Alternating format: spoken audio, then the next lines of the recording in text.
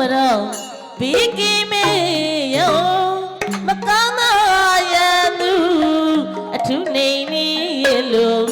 အခုတနေ့လုံးမတော့ဘီကီမေယော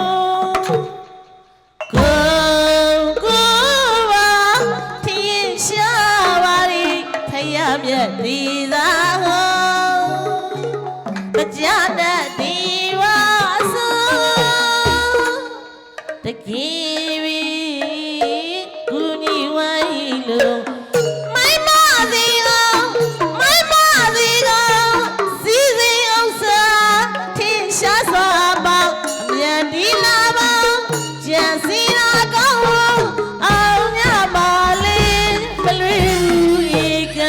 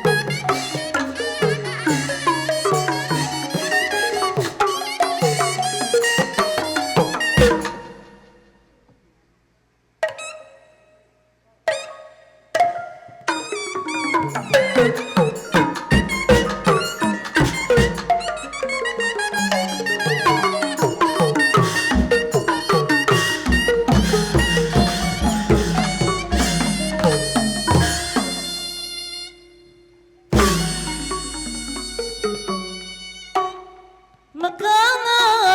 ရသူအထူးနေနေလို့ယခုတစ်မျိုးလုံးမတော့ဒီကိမေယောမကောင်းသောရသူအထူးနေနေလို့ယခုတစ်နေ့လုံးမတော့ဒီကိမေယောကိုပါထင်ရှားပါလိခရမြတ်ဒီသာဟောကြားရသည်ဝါဆိုတကယ်ပြီကုညီဝိုင်းလို့မိုင်းမသည်ကောင်စီစီအောင်စာထင်ရှားစွာပေါင်းအမြတ်ဒီလာပေါင်းကြံစီလာကောင်းအောင်ညပါလေမလဲဘူးဧကယော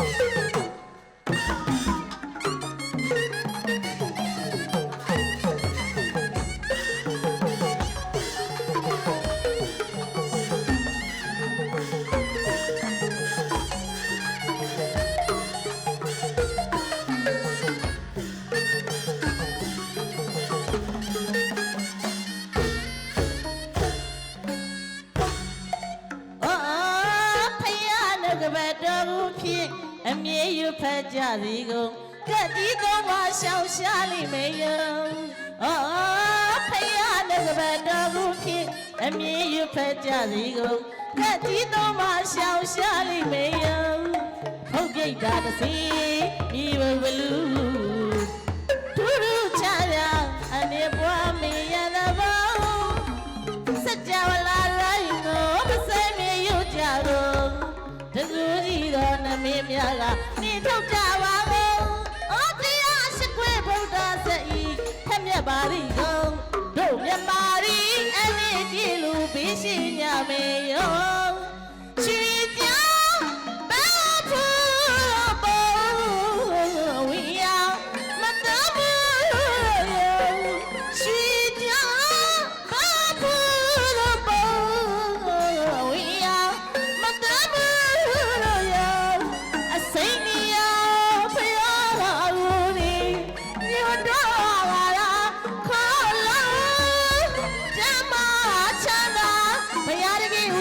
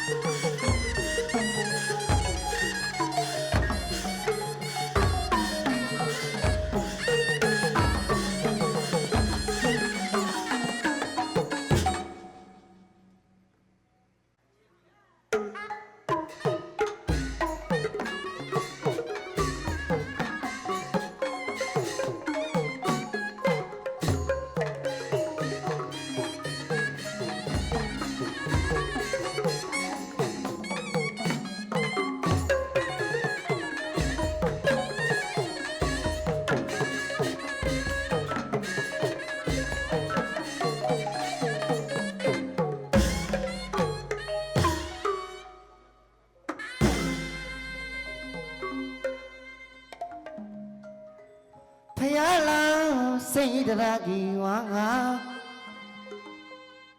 ဒီမဝတေလာငါအဘောထောင်တောင်းခါမြောင်ရပြီတာ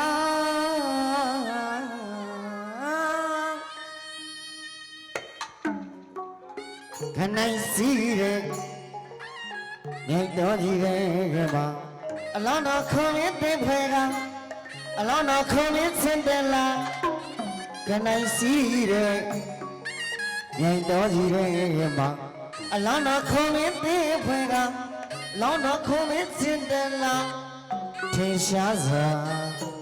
ထင်ရှားစွာလမ်းမမဖို့နေ့စဉ်ဟောပြလာငါအပေါင်းတောင်းစုချေက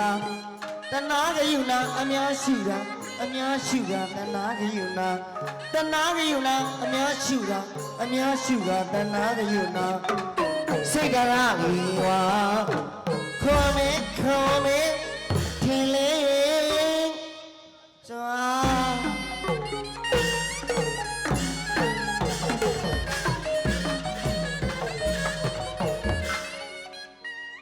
ရှိဦးကြီးညမတီနဲ့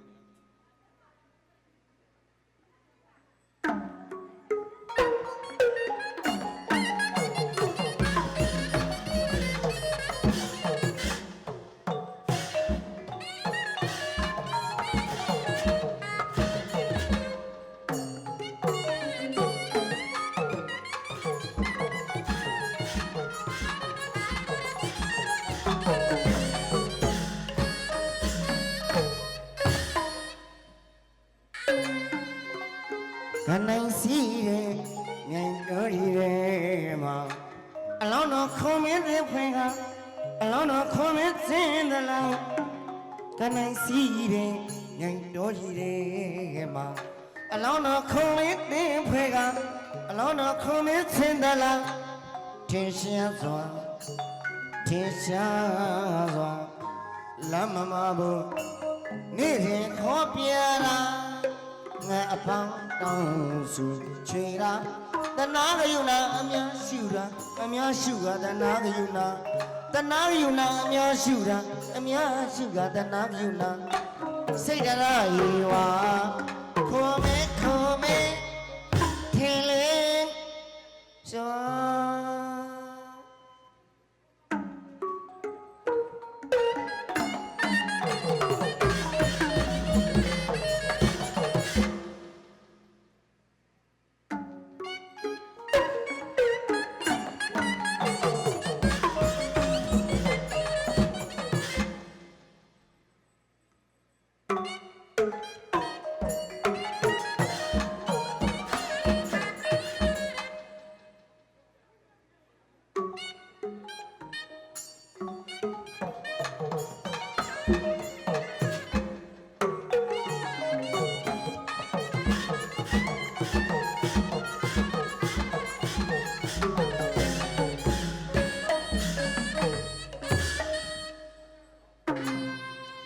ရှိတဲ့ရောက်ခါပြည်ပါရတဲ့စင်တယ်လား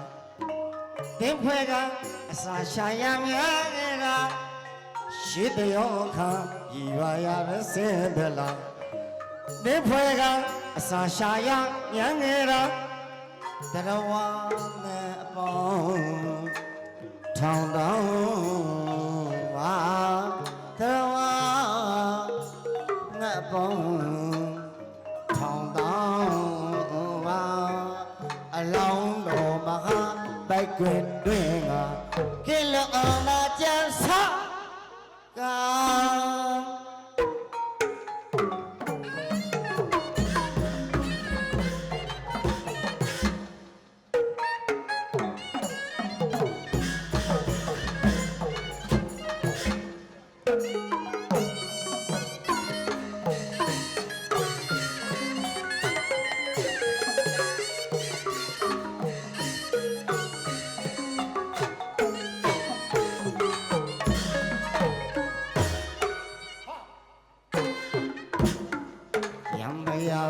မတန်းကစ စိတ်အေးချမ်းသောလောင်းမြတ်ညံမျောတာဆုံးရတော်မူရှာ ဟေး ရမယမတန်းကစိတ်အေးချမ်းသောလောင်းမြတ်ညံမျောတာ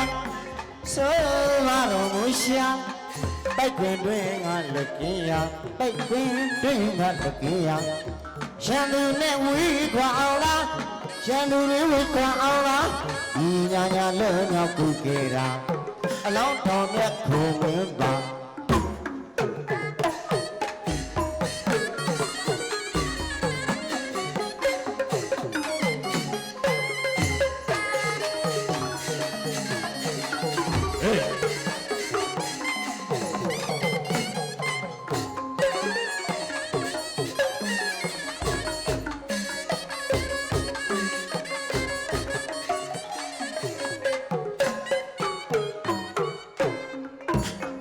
ယံ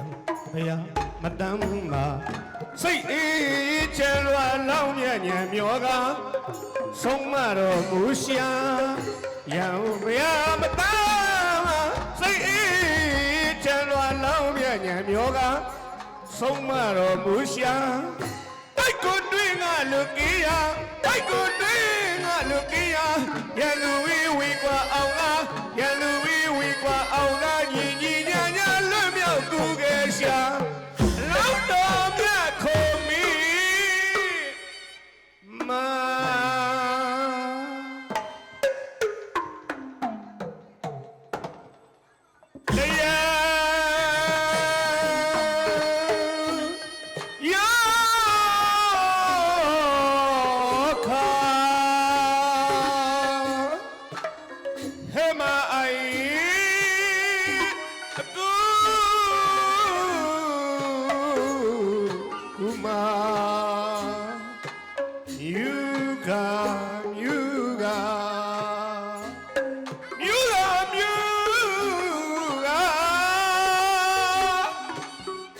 တော့ဖွယ်ရာ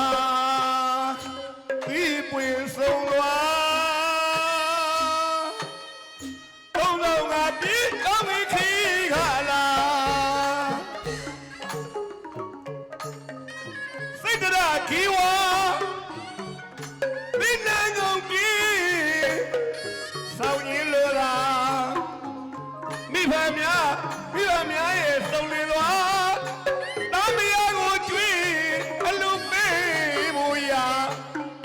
လောင်းမြရာသတာရကဂုံနေငါလားဩလောကလူများရှားဖွေဖို့ပစ္စည်းစုလားဩလောင်းမြရာသတာရကဂုံနေငါလားရှားမိဥစ္စာလူဖို့အတွက်သာတောင်းဖို့တဖို့လားဝိမာန်၍လာထားရမာ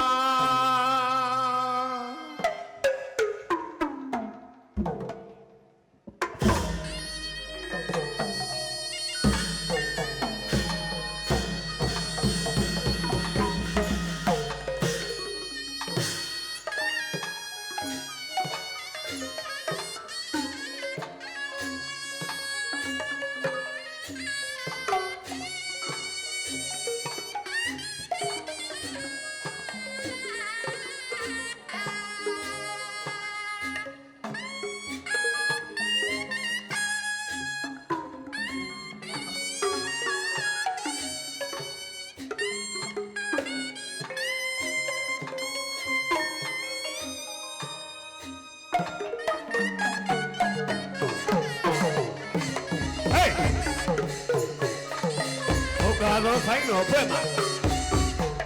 ဒါတော့အရှင်ကေသိကခုနဝိသေခမင်္ဂလာမှာကြောက်လာကြဂုံတော်ပိဿပေါက်လို့အားအလောင်းတော်ခိုးမင်းကဲ့သို့သုံးဖို့တဖို့လူဖို့ရစုပါတဲ့ခ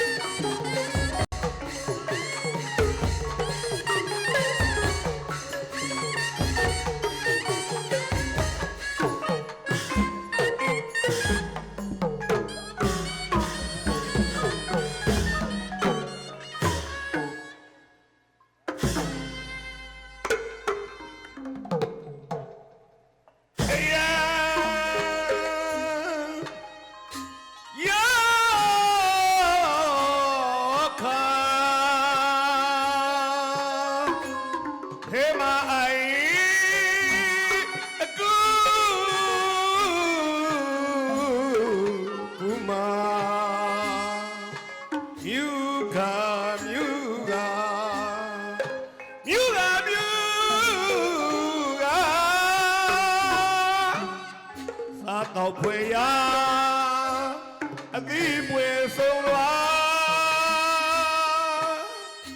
တော့တော့ငါပြစ်ထောင်းကြီးခီခါလာစိတ်တရကီဝါသိနေကုန်ကြီးဟာလေဆောင်းရင်မို့ရာ တချင်းကစိတ်တရကြီးွာ ဟုတ်ကဲ့ ရာဇာရေး အမိတ်ရှိပါဆရာ ခင်ဗျားတို့ရှေ့ရပေးတဲ့တော်တော်အမျိုးမှန်းသိနော် ဟုတ်ပါ ဟုတ်ကဲ့ စောစောကကျုပ်သုံးပိုက်ဆိုးနေတော့ကဘာသာမှမကြ ဟုတ်တယ် အဖေလေးထဆိုဟဲ့ဒုမောင်ကမှအလံကောင်းတာလေရှေ့ရကြားလိုက် ဟုတ်ကဲ့ဗျာ နော် ဟုတ် တော်တော်မျက်နှာလိုက်တယ်ကျုပ်လည်းခင်ဗျားတို့တူပါဗျာ အဲ နော် ဟုတ်ပါ အဲ့တော့တချင်းကစိတ်တရကြီးွာခုံမင်းရဲ့အကြောင်းကိုရေးထားတဲ့တချင်း မှန်ပါဆရာ အဲ့ဒီခုံမင်းကကျွန်တော်တို့လက်အောင်ငယ်သားတွေပေါ်မှာလည်းကြည်တတ်တယ် မှန်ပါ ဟုတ်ကဲ့ ကြီးခဲ့တဲ့လူတွေပေါ်မှာလည်းသိတတ်တဲ့အလောင်းတော်ခုံမင်း မှန်ပါ ဟုတ် အဲ့တော့အစာရည်သာရှားပါတဲ့ချိန်ကမှာဖះလောင်းခုံမင်းကဩငါလက်အောင်ငယ်သားကြီးသားလေးတွေခုံမင်းလေးတွေခိုသားလေးတွေငှက်ပေါင်းစုံတို့အစာရည်သာငှက်ပြက်နေပြီ ဟုတ်ကဲ့ အဲ့တော့ငါစကြက်ရှာမှဖြစ်မယ်ဆိုပြီးဖះလောင်းခုံမင်းကိုယ်တိုင်ကဇရက်ဟလာစကြက်ကိုလိုက်ရှာတယ် မှန်ပါ တနေ့မှာတော့လေကွင်းပြင်ကြီးကိုတွေ့ ဟုတ်ကဲ့ဗျာ အဲ့ဒီလေကွင်းပြင်ကြီးလေတွေ့ရောဟာဟုတ်ပြီသူပြန်သွားတယ် ပြန်ကြ ပြန်သွားပြီသူ့လက်အောင်ငယ်သားတွေနဲ့သူ့တပည့်တွေဟာအားလုံးကိုခေါ်တယ် ခေါ်လိုက် ဟဲ့ကောင်တွေလာကြ ဘာလို့ပါလဲ လိုက်ခဲ့ကြငါစကြက်ရှာလို့တွေ့ခဲ့ပြီ ဟုတ်ကဲ့ဗျာ တို့စားကြတောက်ကြမယ် ဟုတ် ဒါပေမဲ့စီးနဲ့ကန်းနဲ့တော့စားရမယ် ဘလို့ပါလဲဗျာ စီးပြက်ကန်းပြက်မစားဘူး ဟုတ် ဟုတ်ပြီနော် ဟုတ်ကဲ့ စီးပြက်ကန်းပြက်မစားဘူးစီးနဲ့ကန်းနဲ့စားရမယ် မှန်ပါ အဲ့လိုကောင်တွေအကုန်လိုက်ခဲ့ဆိုခေါ်သွားတယ် ခေါ်သွားလိုက် ခေါ်သွားတော့အဲ့ဒီလေကွင်းပြင်ကြီးထဲမှာစားကြတောက်ကြတာပေါ့ဇပနန်နီ မှန် မှ ပါ န်ပါ စပားတွေကလည်းအောင်းနေတဲ့အချိန်ကိုင်းနေတဲ့အချိန်တွေပေါ့ ဟုတ်ကဲ့ဆရာ အဲ့ဒီမှာဒီဇပနန်နီကိုကြိုက်ကြိုက်စားကြတချို့ငှက်တွေကြီးသားတွေကဘိုက်ဝတော့ပြန်သွားကြတယ် ပြန်ကြတာပေါ့ ပြန်သွားပြီ ဟုတ်ကဲ့ ဒါပေမဲ့ကျွန်တော်တို့ဖះအလောင်းခုံမင်းကမပြန်ဘူးတန်းပြီသူနောက်ဆုံးနေခဲ့တယ် ဘာဖြစ်လို့ပြန်နေခဲ့ပါလဲ နောက်ဆုံးနေခဲ့တဲ့အကြောင်းတရားက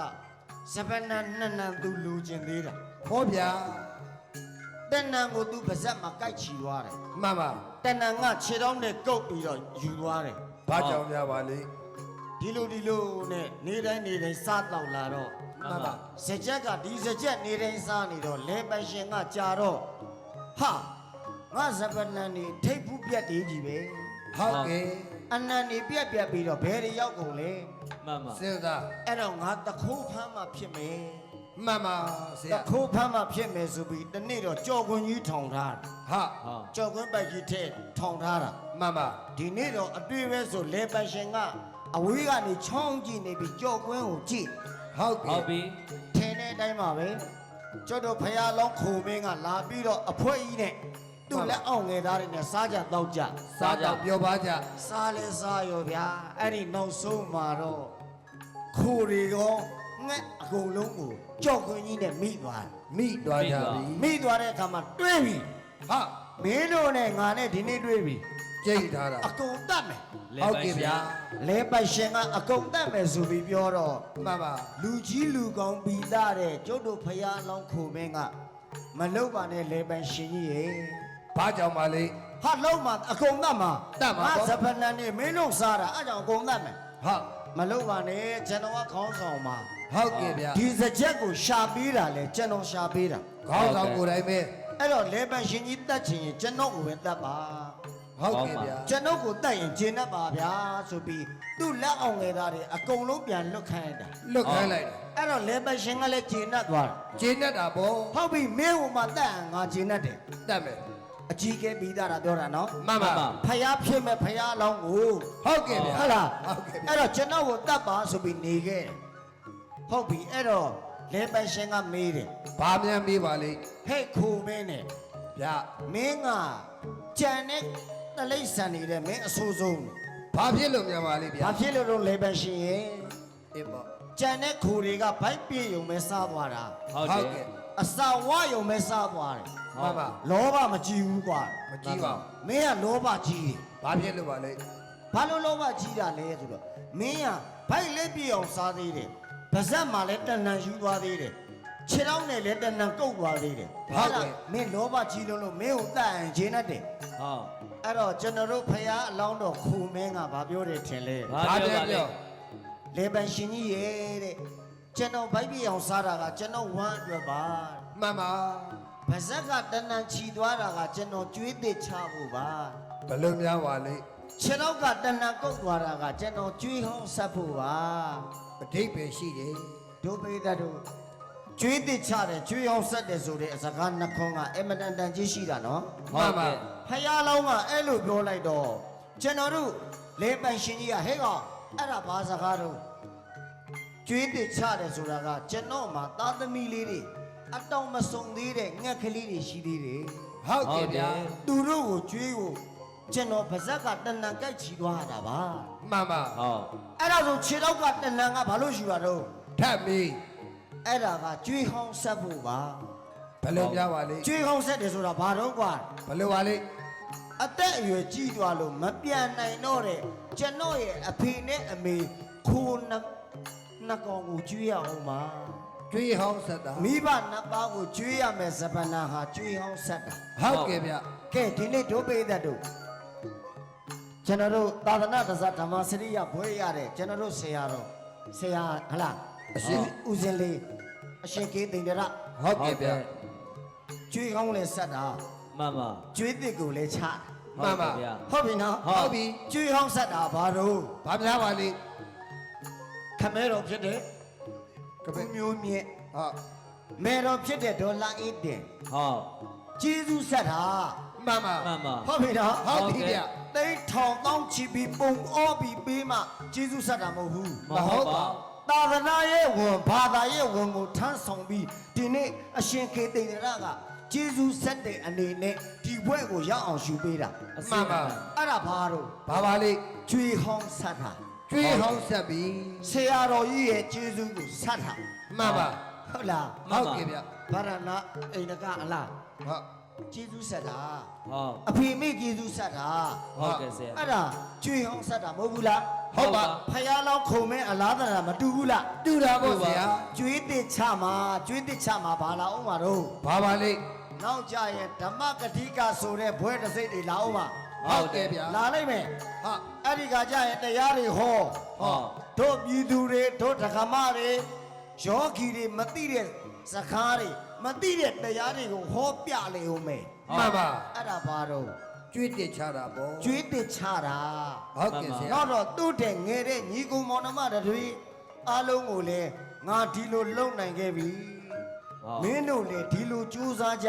နင်တို့လည်းကောင်းအောင်လုပ်ကြပါလို့ကျွေးတစ်ချတဲ့အနေနဲ့တို့ဆရာတော်လေးလားဆရာတော်အရှင်ခေတိတ်တရကလမ်းပြခဲ့တာဖြစ်ပါတယ် ဟုတ်ပါ ကျွေးဟောင်းလည်းဆက်ခဲ့ပြီးပါပြီ ဆက်ခဲ့ပြီးပြီ ကျွေးတစ်ကိုလည်းချခဲ့တဲ့အနေနဲ့ဒီနေ့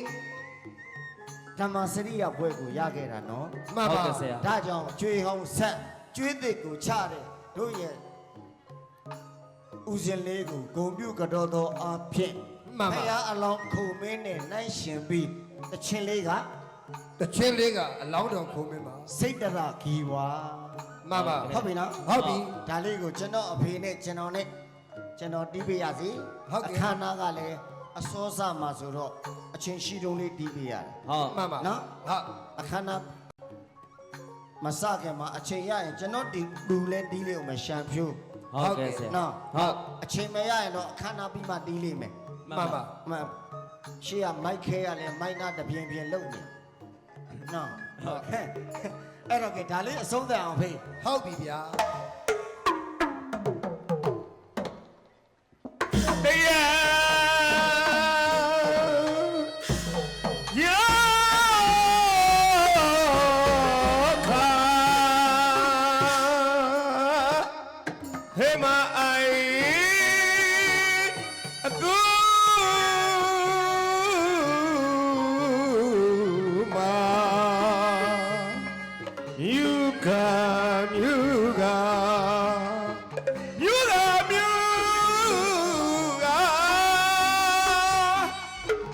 လောက်ဖွယ်ရာအသီးပွေဆုံးပါတော့လောကတိ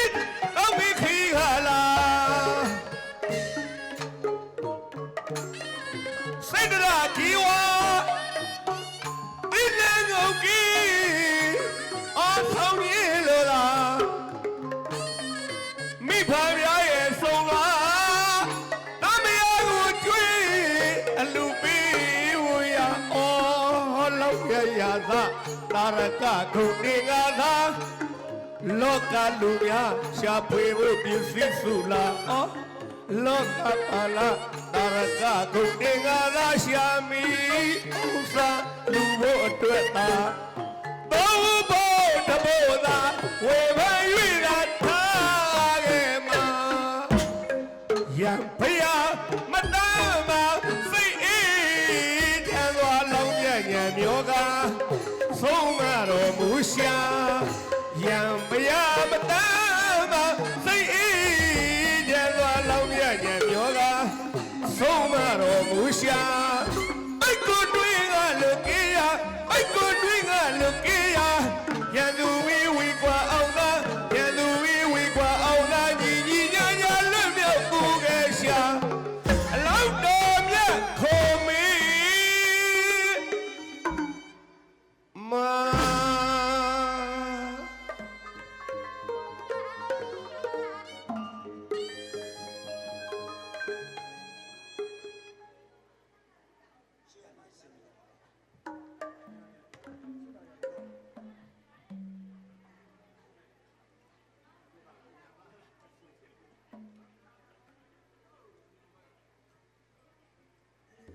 နောက်ထပ်မှာလဲ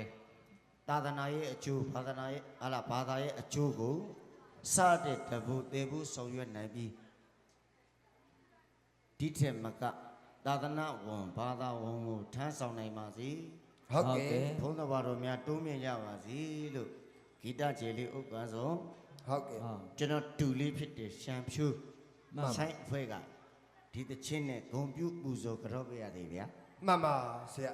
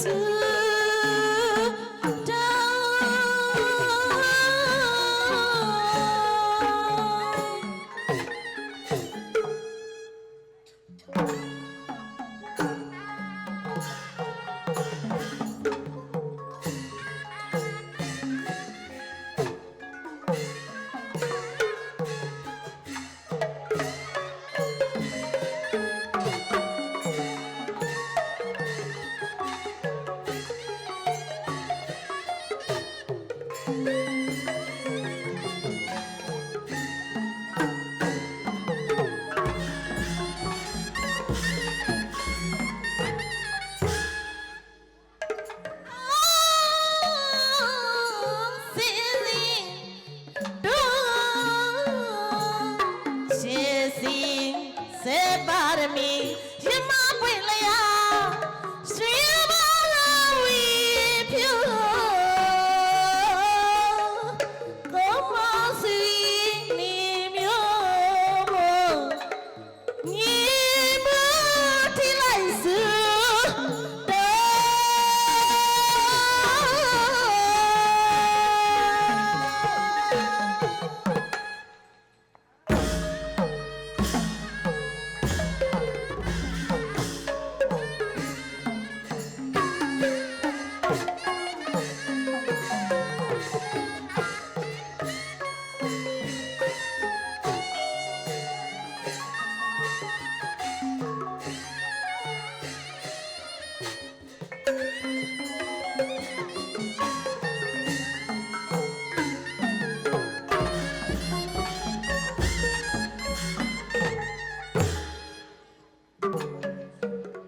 ရှိချီညီညာဒီဟာ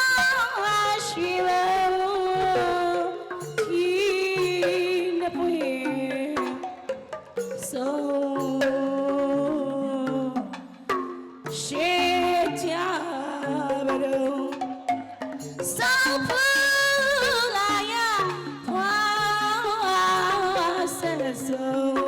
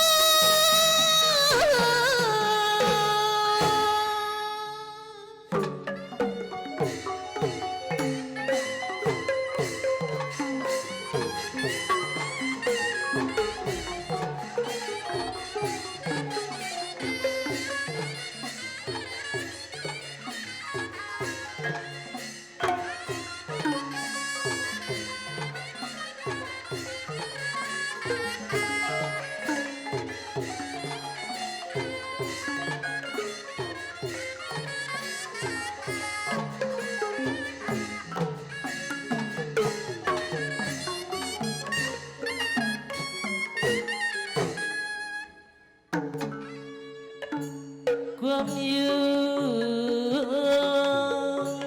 ဝိစာကွန်မြူဝိစာရှိပြတိုင်မမာမြေမြေစီကတောင်းတမတောင်းမျိုး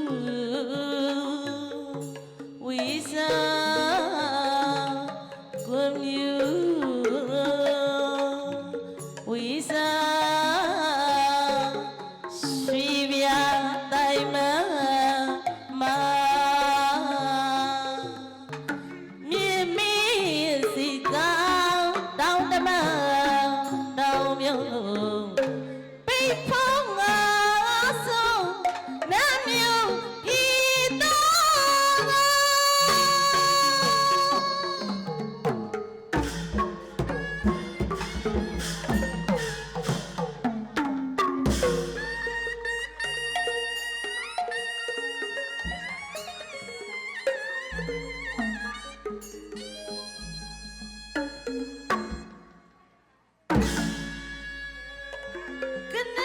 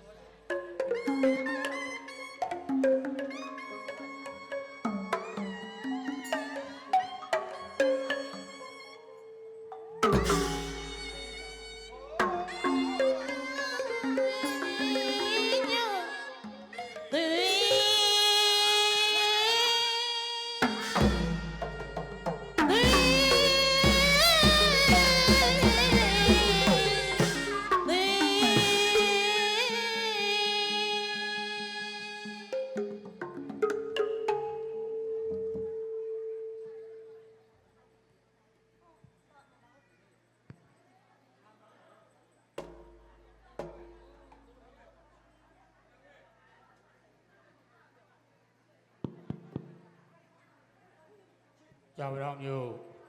အောင်မင်္ဂလာရက်ွယ်မြတ်သိန်းတန်းကျောင်းတိုက်တော်တင်သာသနာ့တစဓမ္မစရိယဘွဲ့စိတ်တော်ရတော်မူသောအရှင်ကေသရိဏ၏ထက်ဆင်ဂုံပြူပွဲမင်္ဂလာတော်ခမ်းနားသို့ကြွရောက်လာကြတဲ့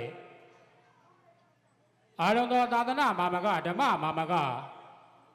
မင်းပရိသတ်များအပေါင်းတို့နှင့်အာရုံသောဆွေတော်မျိုးတော်အပေါင်းတို့နေဖြင့်ထက်ဆင်ဂုံပြူပွဲမင်္ဂလာတော်ခမ်းနားကြီးကို9 နာရီချိန်မှာကျင်းပသွားမည်ဖြစ်ပါကြောင်းအတိပေးကြေညာရပါတယ်ယနေ့အရှင်ကေသရိဏ၏သာသနာ့တစဓမ္မစရိယဘွဲ့စိတ်တော်အရာချင်းထက်ဆင်ဂုံပြူပွဲမင်္ဂလာတော်ခမ်းနားကို9 နာရီတိတိချိန်မှာဆင်းရင်ကျင်းပသွားမှာဖြစ်ပါတယ်တို့ဖြစ်ပါ၍ယနေ့ကြွရောက်လာကြတဲ့အားလုံးသောသာသနာမာမကဓမ္မမာမကမင်းပရိသတ်တော်များအပေါင်းတို့နှင့်အားလုံးသောဆွေတော်မျိုးတော်များအပေါင်းတို့နေဖြင့်တက်ဆင်ဂုံပြူပွဲမင်္ဂလာတော်ခမ်းနားကျင်းပရာဓမ္မယုံတော်ပြည့်သို့နေရာယူရောက်ရှိပေးကြပါရန်လေးလေးစားစားပန်ကြားရပါတယ်ယနေ့သာသနာ့တစဘွဲ့စိတ်ရတော်မူတဲ့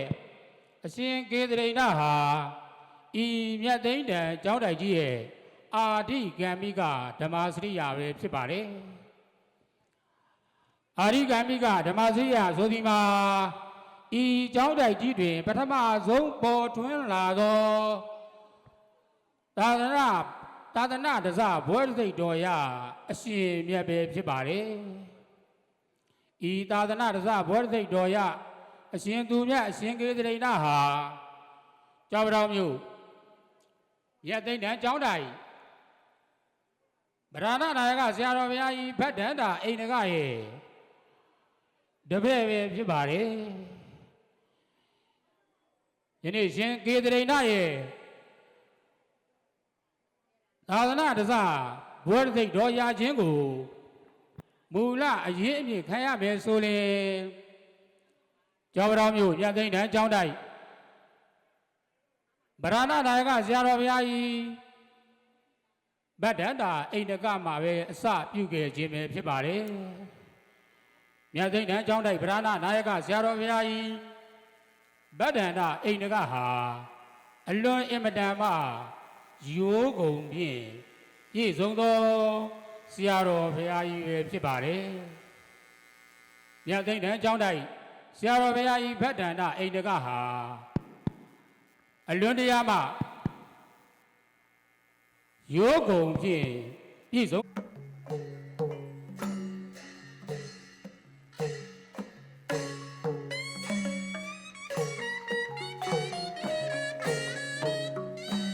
လူတို့နှလုံးသား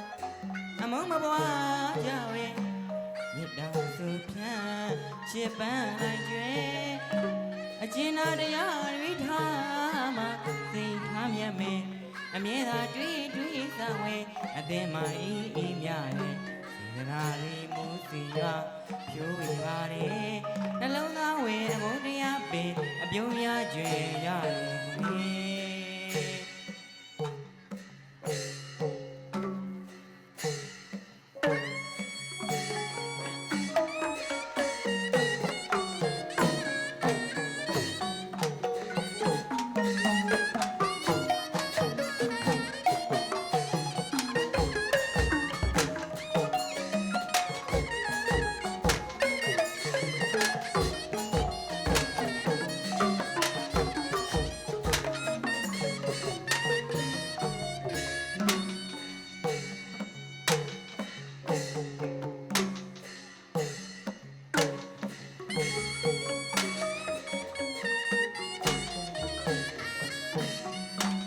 လူတို့နှလုံးသားအမုန်းမပွားကြပဲ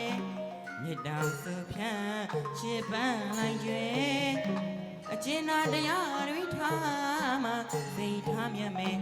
အမြဲတမ်းတွေးစဝဲအသင်မအေးအေးမြ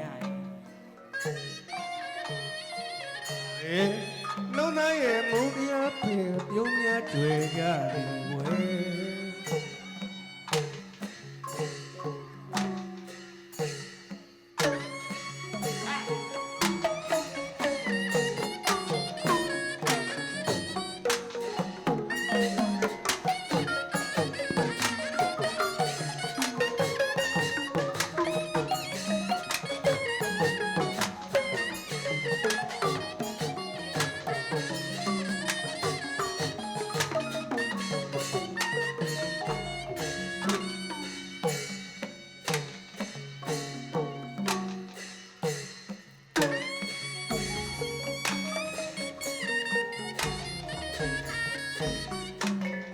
ရွှေရတနာနီလာပလဲစီငါဆွဲမလာမယ်ထင်နေအလားဆိုတာအစင်းမြဲသင်္ခါရပဲခွေယူတာသိမ်ဝိတ်တဘောကသူစင်လောကကိုအလားစင်နိုင်လိမ့်မယ်အစင်းမြဲဝါလာတရဲ့ရင်နဲ့ရလာလာနေချင်းအပြုံးရရလုံးလာပါပြီကွယ်အမောကဆူရစေတော်ကြီးစလုံးသားကိုအလားစင်နိုင်မယ်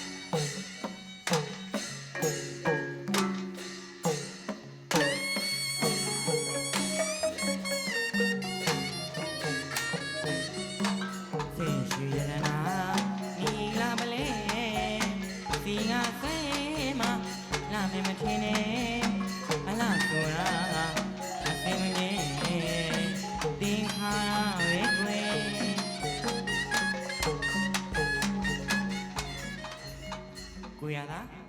မရှိပါဘူးလေ ကိုသေးသူအေးရောက်ရှိလာတဲ့ရွှေမျိုးတော်ကတော့ကြောက်ကြောင်မျိုးပေါ့ဗျာ ဟ ဟုတ်ကဲ့ဗျာ အောင်မင်္ဂလာရက်ကွက်ကိုယ့်ရက်ကွက်ကိုတီးရတာဆိုတော့ပျော်လဲပျော်ပါလေ ဟုတ်ကဲ့ အောင်မင်္ဂလာရက်ကွက်ကပြိတ္တများရင် ဟုတ် မှ ပါ န်ပါ တို့ရဲ့ဘာဘာရွာဘာပွင့်ရင်ရွာကခွေးတော့ပင်ရွာကဗောတနည်းပြောရင် ဟုတ်ကဲ့ဗျာ ခွေးတော့ပင်ရွာကပြိတ္တများရင်စုံလင်တော့ကိုရသားကြီး ဒီလေးရေ လူသေးသူ ညီလေး အခုကျွန်တော်တီးပြလိုက်တဲ့သချင်းလေးကနှလုံးသားကိုအလှဆင်ပါလို့အမိရပါတယ် မှန်ပါ ဟုတ်ပါဗျာ ဟုတ်တယ်နော် ဟုတ်ပြီ နှလုံးသားကိုအလှဆင်ပါဆိုတော့ကိုရသားကြီး ဒီလေး အလှတွေအများကြီးရှိပါတယ်နော် ရှိကြတာဗော လောကမှာအလှဆုံးကဘာလဲဒီ ဘာများပါလဲ ပါ ဆ ဗျာ ရာ ပါ လောကမှာအလှဆုံးကလေအပြုံးကြီး ဟုတ်တယ် မေတ္တာတဲ့ ဟုတ် ဟုတ် အများကြီးရှိပါတယ်နော် မှန်ပါ အလှတွေအများကြီးရှိရတဲ့မှာကိုရသား ဒီလေးရေ မေတ္တာဆိုတဲ့တကား ဟုတ် အင်မတန်အရေးကြီးတယ်ဗျ မြတ်တာတရားရှိအရာရာလှပသွားပါတယ်ဒီလေးရေ ဟုတ်ပါ ဟုတ်တယ်နော် ဟုတ်ပြီဗျာ နှလုံးသားကိုအလှဆင်ပါဆိုတော့အပြင်ပိုင်းလှနေလို့မရဘူး ဘယ်ရ မ မှာ ရပါ တော့